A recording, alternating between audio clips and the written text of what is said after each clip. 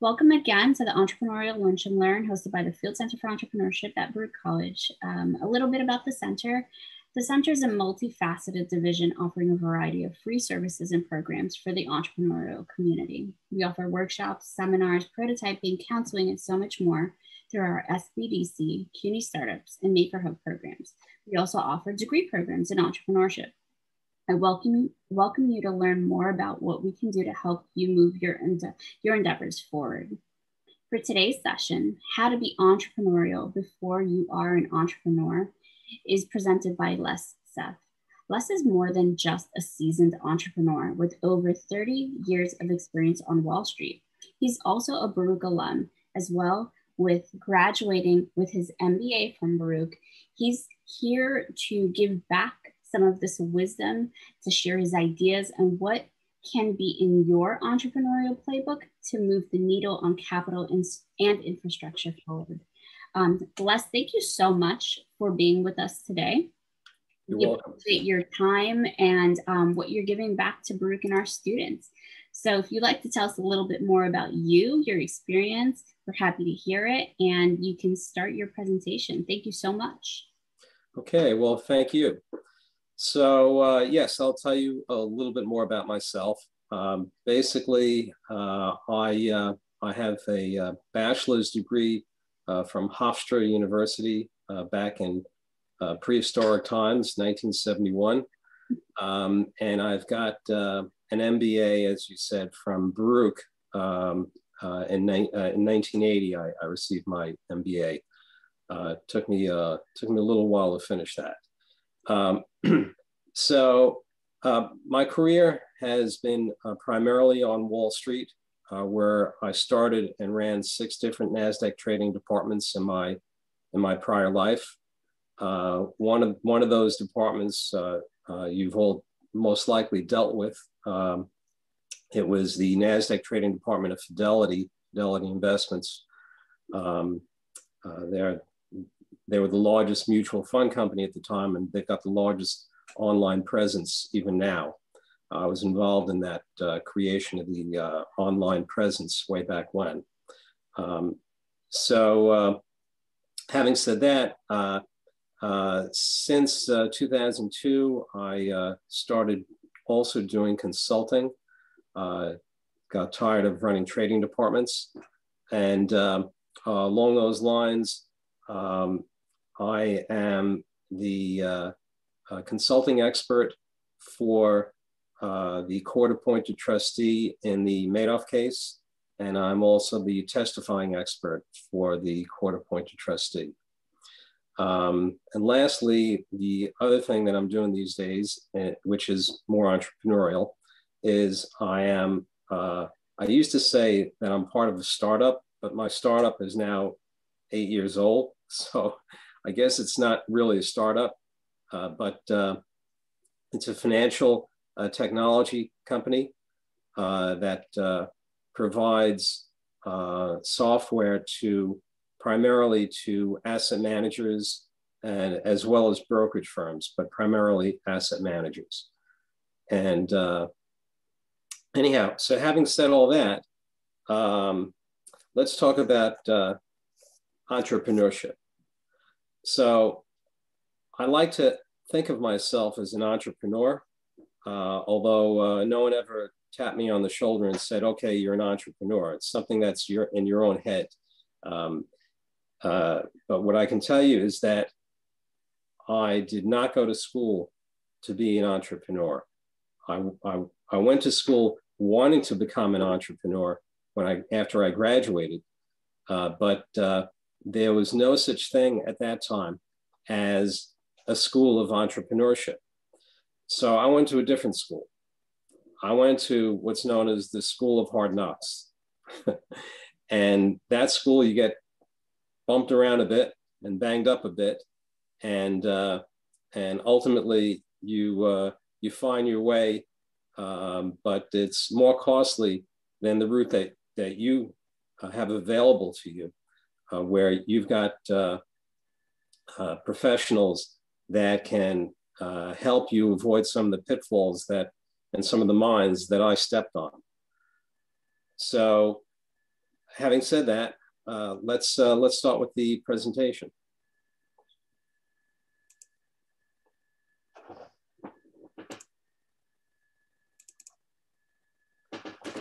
Okay, so I didn't really know what to call this, whether it's preparation for entrepreneurship or how to be entrepreneurial before you're an entrepreneur.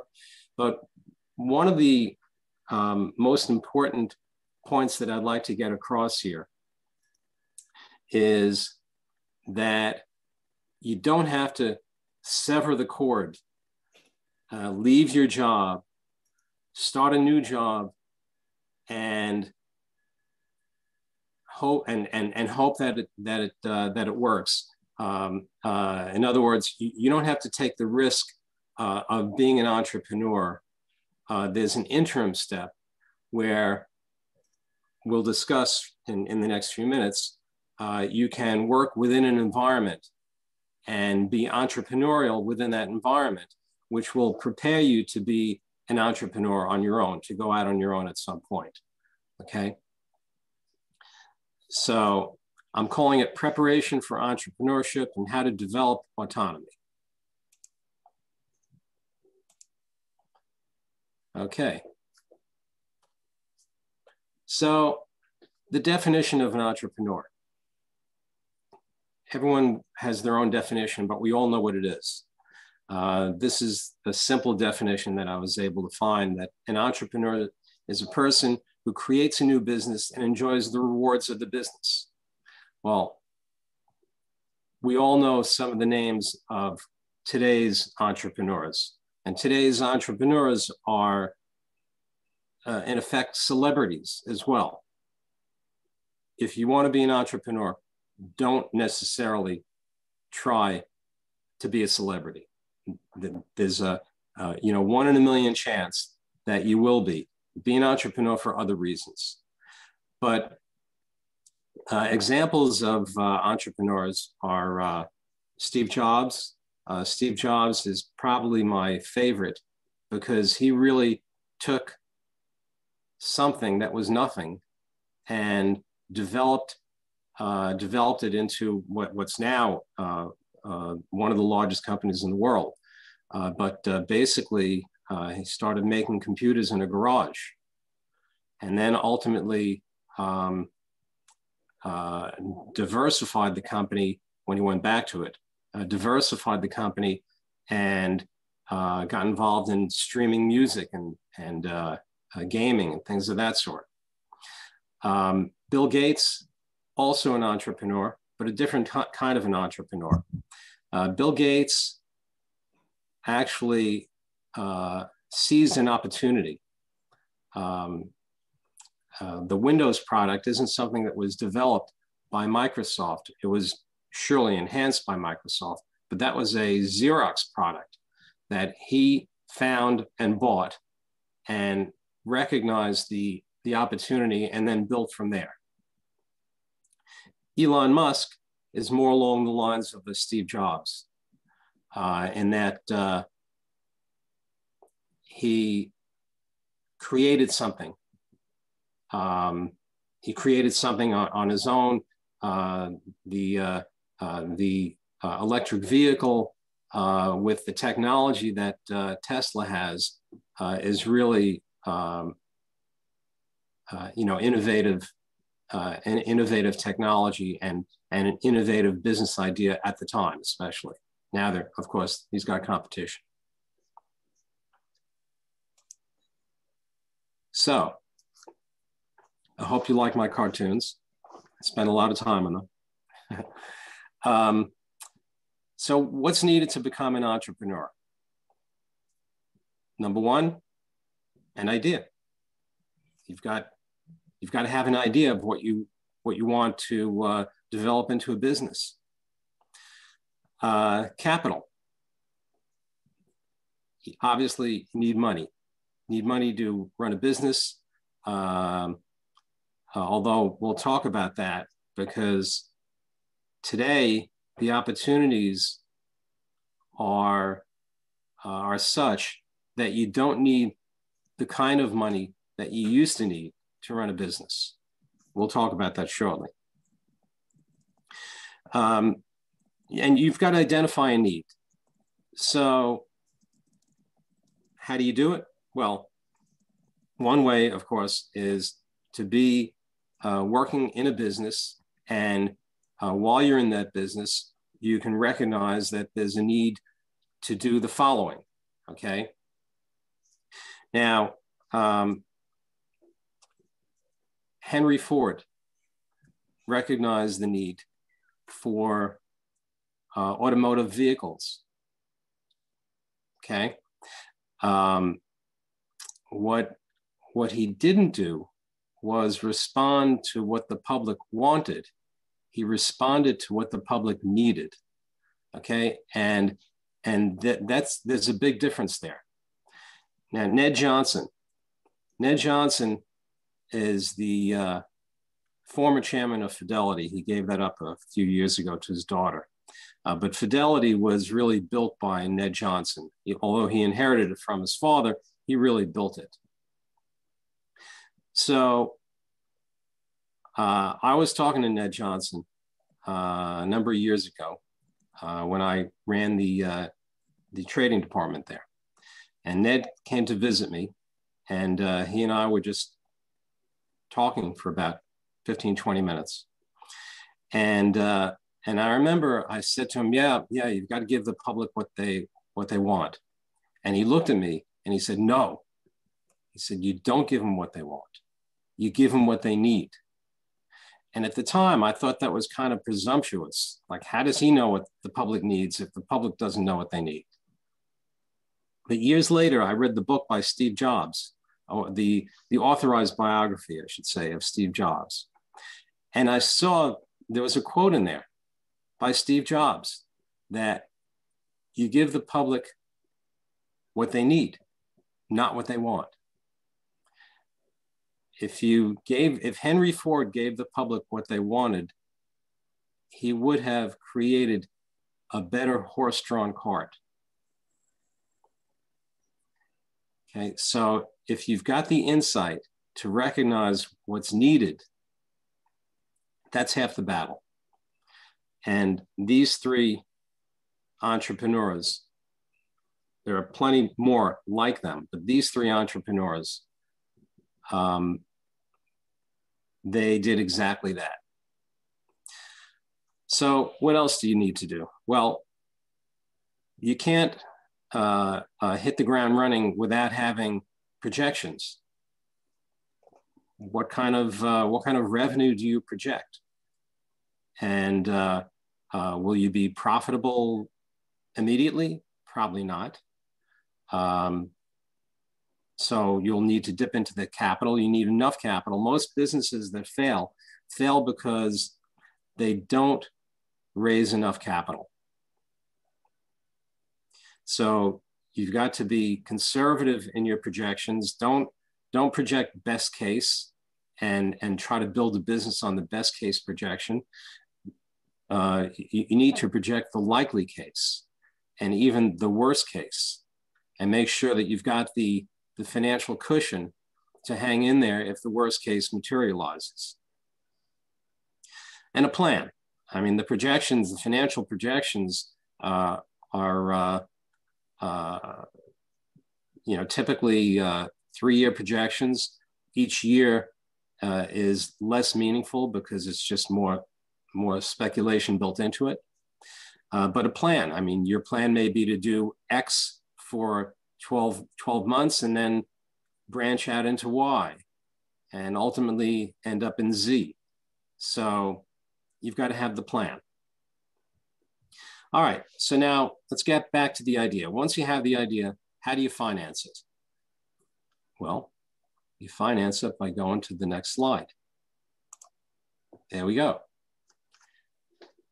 So, all right, one way is to get a loan. You want to open up some sort of a retail business, let's say, so you can go to a bank. Well, there's risk assigned to that. If you default on the loan, typically you'll be signing personally for that loan, and bottom line, you can lose that money. Another way is by getting venture capital. Now, they're limited into the types of business that they would finance, but if you're in the type of business that can get financed by venture capitalists, then they're a source of capital for you. However, most people that become entrepreneurs, part of the driving force is to have autonomy. It's to have your own business. Even if you make less, some people are happier and in those circumstances where they're making less, but they're their own boss. And if they want to start working at 10 o'clock in the morning, they can. If they want to finish at 10 o'clock at night, they can. They're working for themselves and they'll reap the benefits. Venture capital is dilutive. It's not only dilutive in that you need to give up a percentage of your company in order to get that venture capital, but depending upon the agreement that you end up with the venture capitalist, they also may want some sort of additional oversight. And now you've got someone who is potentially looking over your shoulder. They may want a board seat. They may want to be involved in any decision that involves more than X amount of capital. They can put in all kinds of restrictive covenants that, instead of having the autonomy that you strive for day one, you've now given that up. And another way, of course, is to self-finance. And one of the points that I'd like you to walk away from this presentation is that you can self-finance by providing the capital yourself, obviously, or you can obtain financing within an umbrella organization. And that's the interim step that I'm trying to focus on here, that what if you could have your cake and eat it, where you've got a great idea, you're working within a firm where you've got a good relationship with management. You take your idea to management and you ask them to finance it and give you autonomy. So in effect, if you're able to have your cake and eat it, you're now an entrepreneur within the umbrella of a friendly partner who's there if you falter and has the money to write another check if need be. Okay, now I can tell you when I started my department at, well, I don't want to give names, but one of the last companies where I started a trading department, it was kind of slow going. And the first year, our revenue was under $1 million. We, in effect, lost money bottom line, but the umbrella organization kept us alive. They kept us alive in that they fed us the capital that we needed to keep the department going, and we all were compensated in order to support ourselves as well. Ultimately, that department ended up grossing about $150 million a year. But we needed the umbrella to keep us alive. Okay. So back to self-financing. So what if what if I really want to just finance this myself? Okay. Obviously, you're taking on more risk, but you know that it's clear. So how do you do that? Well, depending upon how much money you need, I guess multiple jobs. Let's start with that. But that has downside. If you're married and you have kids, you want to see your spouse or a significant other, you want to see your children, there's a price that you pay having multiple jobs. I've done that. I've done that. Another way, though, that you can make more money is by what I'm calling leveraging your compensation. And by that, I mean, have a job where somehow you're compensated using, as a result of using other people's money, and you're compensated on performance. For example, and by the way, other people's money is not a bad word. Okay, OPM, they used to call it. It's not a bad word. If you get a loan from the bank, that's other people's money. If you work at a trading department and you sit down and work out an agreement with management that they now give you $10 million to invest, well, guess what? That's other people's money. Okay, so other people's money can come in different forms, but if you just using the stock market as an example, if you have $100,000 of your own money and you invest that $100,000, and assuming for the moment that it's not margined, which is using other people's money, let's say it goes up 100%. Well, you've now made $100,000. If you are working at a company where they financed you with 10 million, and if that goes up 100%, you've now made the company $10 million. And the agreement that you have with the company is that you get 20% of the profit. So you've got the same percentage appreciation, but because you're using other people's money and you're being compensated on your direct performance, you actually end up with $2 million instead of $100,000 if you were simply using your own account. So that's one way that you can leverage your compensation. Another way is sales.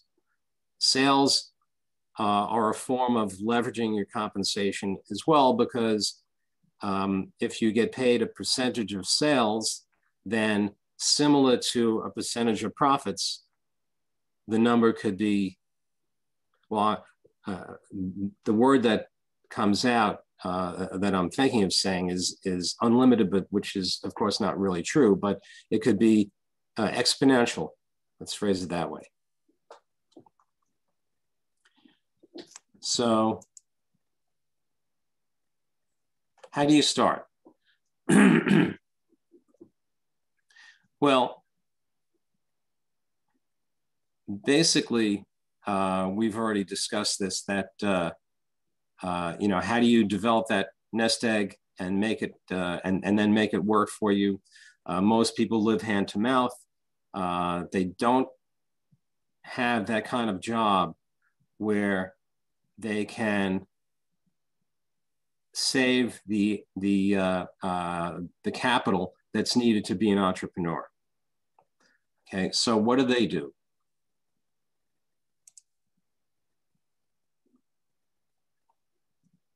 Okay, well, banks we already discussed.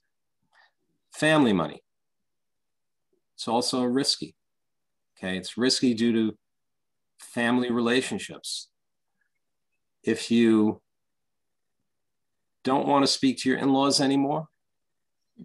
Borrow money from them and become an undercapitalized entrepreneur. So another example of a job with leverage is a hedge fund, for example, where compensation is based on assets under management. The example that I gave you before would be how a trader could get compensated for profitability.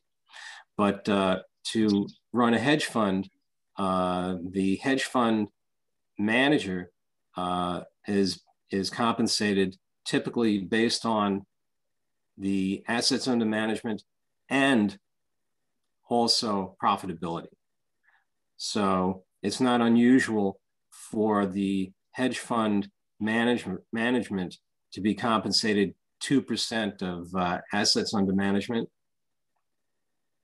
and anywhere from 10 to 20% of profitability. So if you just throw out some numbers, a hedge fund that's $1 billion, 2% would be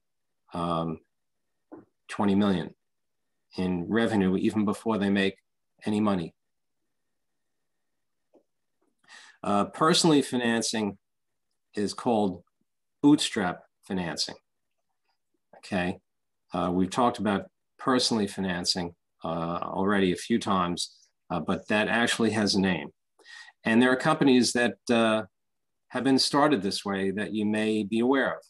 And Shutterstock is an example of one.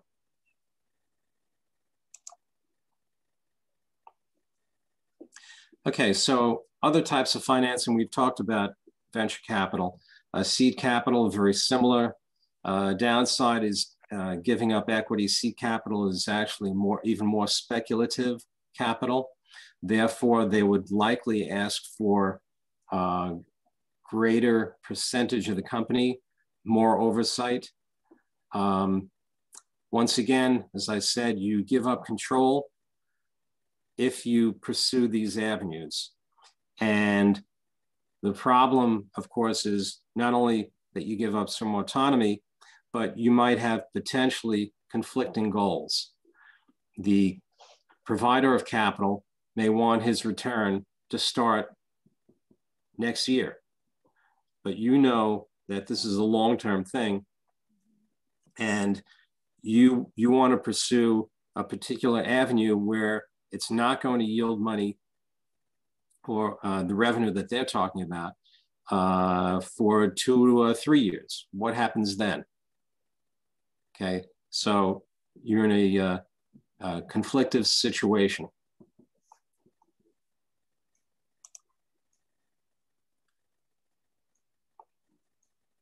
So we've discussed this already about the idea of starting a department within another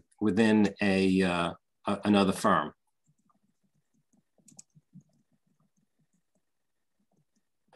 So if you go it alone, what do you need?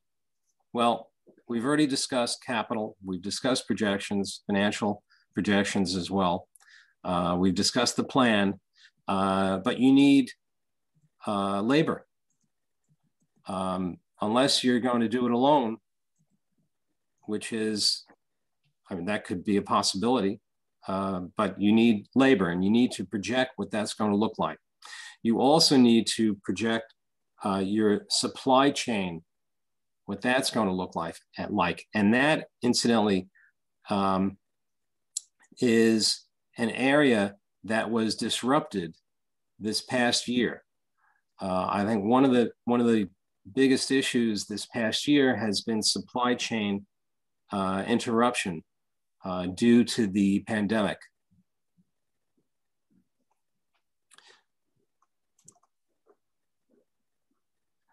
So do what you know, okay? Don't become an entrepreneur and do something that just sounds interesting to you. If some other field sounds interesting to you, go into the field then. Start at the bottom up, understand the field, see if after a year you feel the same way, and see if the opportunity that you thought was there is in fact really there. Okay. To go from one particular job to another one that has nothing to do with it, you're setting yourself up for failure. To go from Wall Street to farming, which is what I'm attempting to show there between those two figurines, that's a tough that's a tough transition. And I know I did that.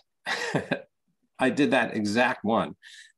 Fortunately, the farming that I attempted to get into, I wasn't overly serious. It was really more of a lifestyle issue for me, but it was an expensive lesson. So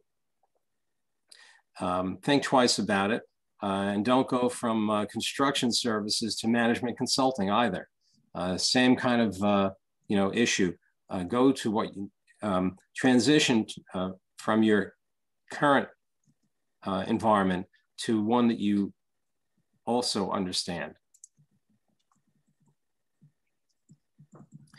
But follow your passion. Follow your passion, because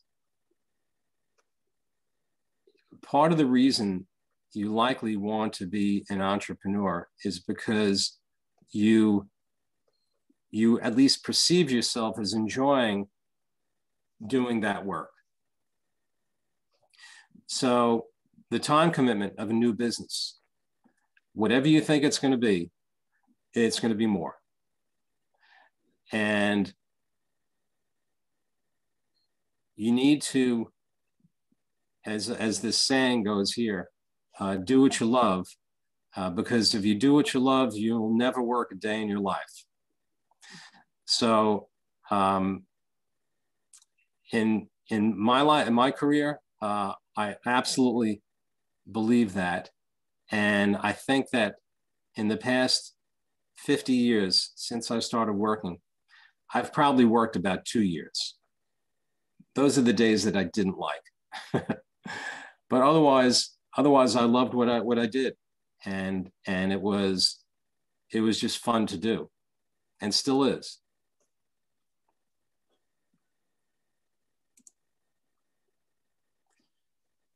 So, expenses. As I said before, most businesses fail because they run out of money. If part of your business model is sales, then pay commission only upon occurrence of sales. There are people out there that are happy to work on that basis, where they're not a fixed cost, but if they produce, then you pay them. Okay, that was how I started my first job.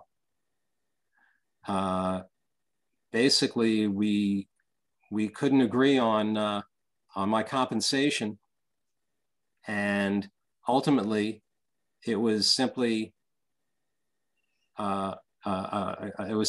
structured in such a way that I got compensated for my production, nothing else.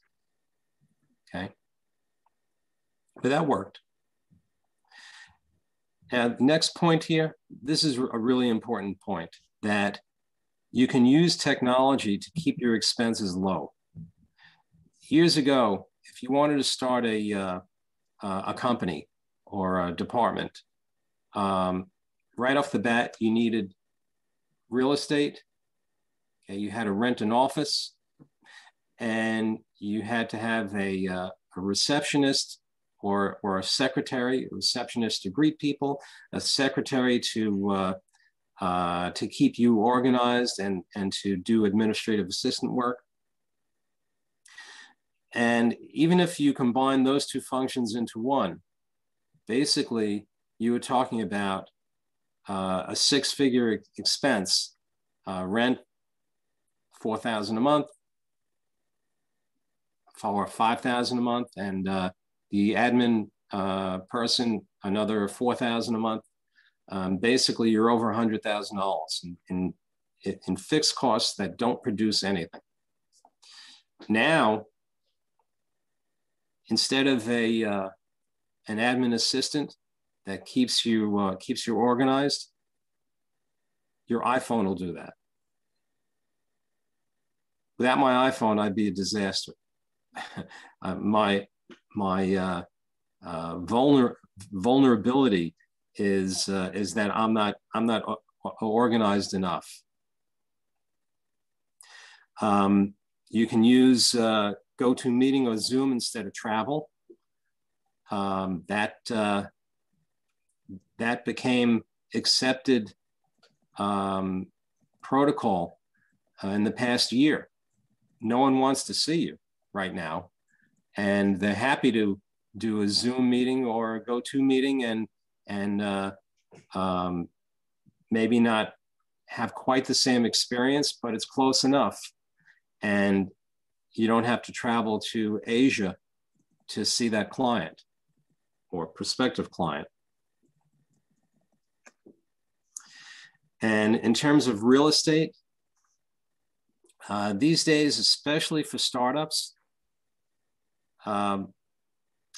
you don't need to rent that office for $4,000 or $5,000 a month. If you need a place to meet clients, there are offices that offer shared space. And if you don't meet clients there, the cost is minimal. If you do meet clients, you pay for the time that you met them, and that's it. So my financial software company, we legitimately advertise that we have offices in New York and London, and we do. Those two offices cost us, our fixed cost between the two offices is about $250 a month.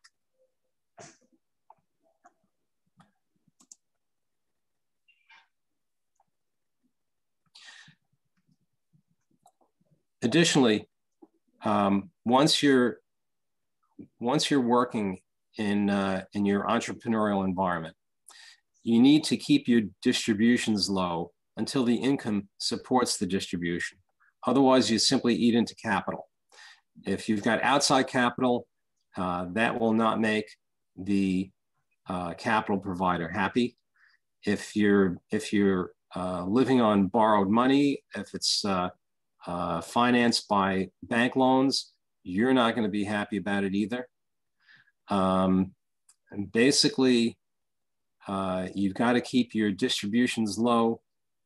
Otherwise, ultimately, you pay the piper down the line. Okay, if it's venture capitalists, they may end up seeking a greater portion of the company to keep things alive. If it's that you've eaten into your bank loan, at some point you're done and there's no more left, and now what?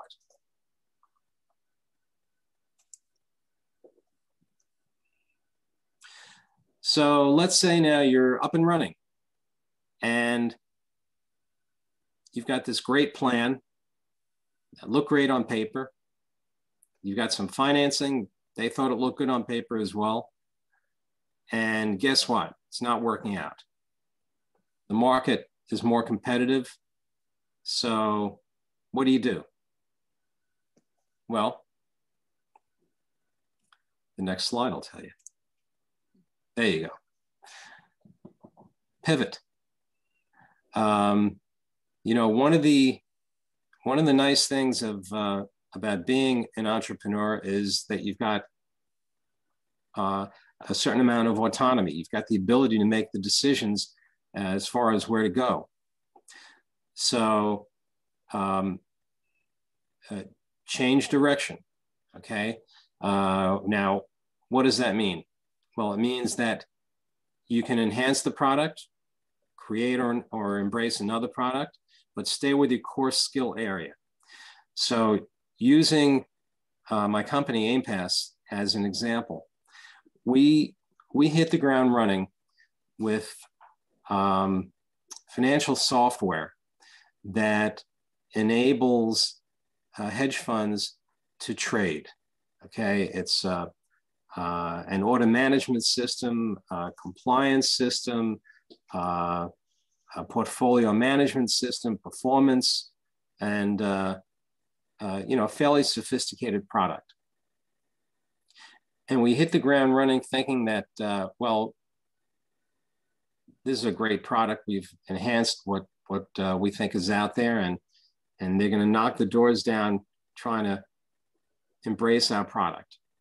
And that didn't happen. So we looked at the different modules that we had, and we decided to enhance one of them. And rather than offer 6 different modules, none of which were necessarily particularly well known in the marketplace, we enhanced the compliance module. And as a result, we got written up by Forbes magazine, and got some favorable press, and that helped us. But more importantly, we actually ended up migrating into another area as opposed to the area that we had initially attempted to address, which was live trading. Okay, we actually migrated into something else called alpha capture. So don't spread yourself too thin. That's the tendency that a lot of entrepreneurs have, because, why do I need to hire this other person? He or she is going to cost X amount of dollars. Maybe I'll do it myself.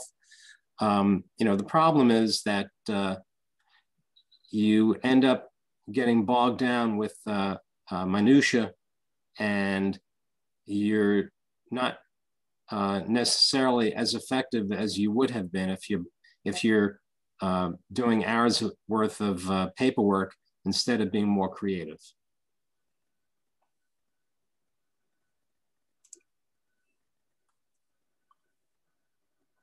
We discussed this already, paying for production, that your fixed costs are minimal as a result. You can hire multiple people as long as you pay them for production.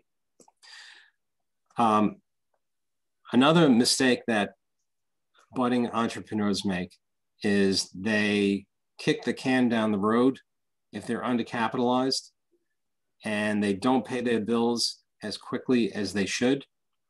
And what happens is, ultimately, you need to pay your bills, okay? Whether you pay them in a week after you get them, or whether you pay them 3 months after you get them, you need to pay them. Otherwise, ultimately, you're out of business. But more importantly, if you establish a reputation of paying your bills slowly, then you're now operating with a tarnished reputation, and you don't know how that's going to hurt you, but it will. Especially if it's your first venture and you don't have a track record.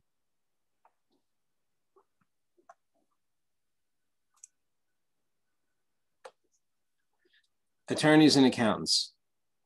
Other than distributions to principals, in my financial software company, our largest expense is for attorneys and accountants, and especially attorneys, because one word in the wrong place in a contract can completely change the meaning of that contract. And as a layman, you think that acting as your own attorney, oh, this contract looks perfect. Well, the other person that wrote it is an attorney, and they know that that contract is really geared towards their interests, not yours. So having accountants and attorneys is expensive, but Not having good ones is more expensive ultimately. And if you don't have good attorneys or accountants, you will fail. So don't become a serial entrepreneur. Or you could if you've got the umbrella organization funding you, who is ready to invest and support you, no matter what direction you go in. That's kind of the environment that Elon Musk is in. Electric vehicles, fine, let me go in that direction. Batteries, yeah, let me go in that direction. Bitcoin, let me buy some Bitcoin too. But once again, the risk of failure increases if you venture outside your area of familiarity.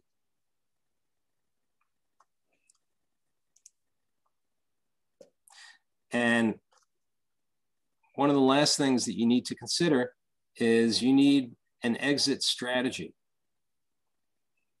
Now, your exit strategy, as long as it's a conscious decision, could be no strategy.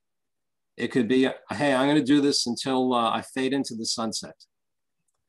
Okay, but that's a conscious decision, or at least if those are your thoughts, then it's a conscious decision. But not to have an exit strategy is somewhat risky if there's no succession management.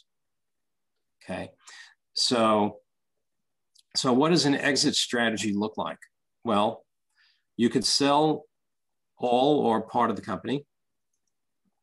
You could, depending upon what type of company it is, and if the revenue is enough, or if the field is current enough, you could go public, or you could take in partners.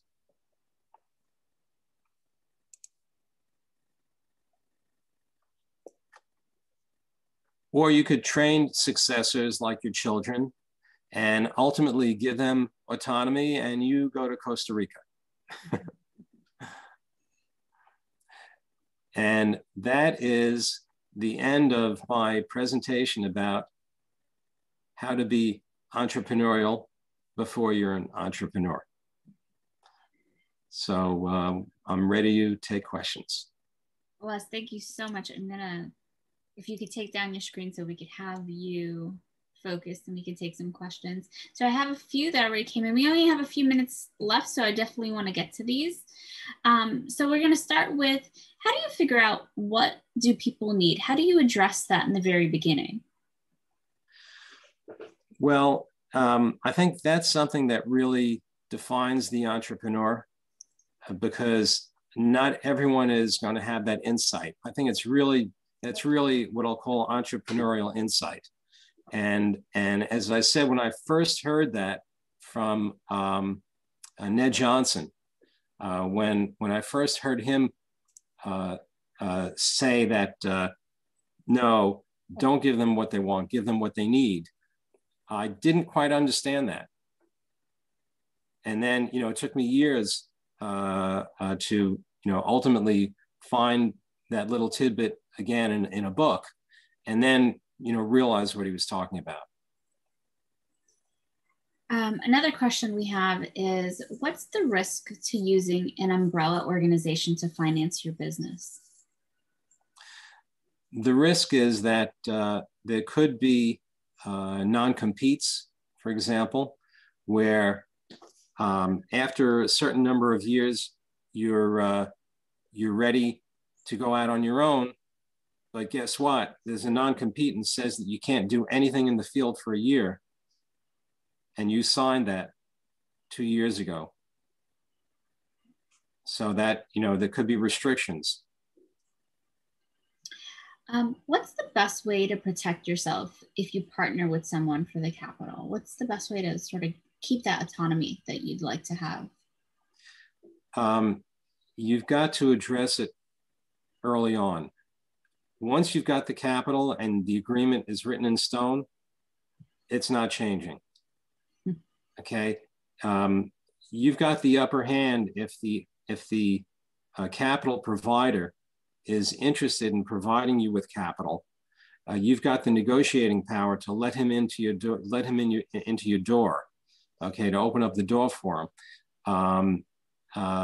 And once you've let him in, and you've got an agreement, it's written in stone. So you talked a little bit about learning lessons. How do we avoid learning the expensive ones without losing the lesson part of it? Well, one of the ways is to really get an education, okay? Take classes in entrepreneurship. Just that's a very cost-effective way of avoiding the mines. Now, when you do hit the wall and you do trip and fall, which will happen because the path to success is not a straight line, as they say. You know, it's kind of a sawtooth edge, right? And just make sure that you're able to limit your risk and that you're able to fight another day. Someone wants to know, is it a good idea to give ideas, throw out ideas to your company or your boss or CEO if you're one of their best employees? I guess the idea is sort of insinuating that you are ready or willing to go venture out on your own, but you're sort of throwing these ideas to them. Well, that's an interesting question. In other words, at some point, too much volunteering too much may work against you, and I think that you've got to know the environment that you're working in, and that's something that the pit of your stomach will tell you whether or not you should or shouldn't volunteer it. Some instinct, right? Yeah, yeah. So you mentioned that you're not an organized person. That's your vulnerability. We all have our vulnerabilities and we know intuitively what they are. Any tips on how to make sure our vulnerabilities are not our downfall? Well, I can't talk about other people's vulnerabilities and tell you how to work around them. I can simply tell you about mine. So in terms of mine, I use technology. I put to-do things in my calendar, even though they're not really calendar things. It's just, you know, remember to contact so-and-so, and I repeat it every day. I also send myself emails because, oh yeah, now I see that. I almost forgot about that. You know, between the two of them, I seem to be able to keep things from falling through the cracks. But if I didn't do it, I'd be a mess. That's like my vulnerability is making it difficult to say no. I find it very difficult. And so I have to always step back and think about why am I saying no? And does that make more sense? So I like your tips. We have one more question. Any thoughts on structuring business to sell valuable items, collections one already owns? It's a very specific question. Wow.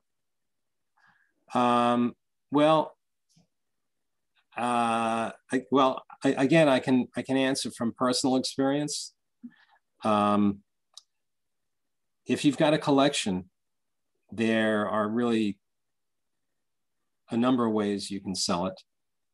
But I think that the best way is to go to a high-end auction house as opposed to, you know, an eBay, for example.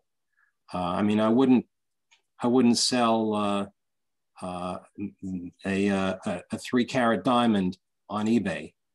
You know, you'll likely do better by selling it at a high-end auction house that in effect, their name is kind of a stamp of approval. you know? Les, I want to thank you so much. I really enjoyed your playbook because you really drilled it down. We have all these thoughts in our mind, but you structured this in a way to really digest it. So I appreciate your time with us today. Everyone attending, thank you so very much for being here. The recording will be made available. You'll all receive an email, and I appreciate everyone being here with us today. Thank you so much. Thank you. It's been my pleasure. All the best. Bye-bye. Thank you. You too.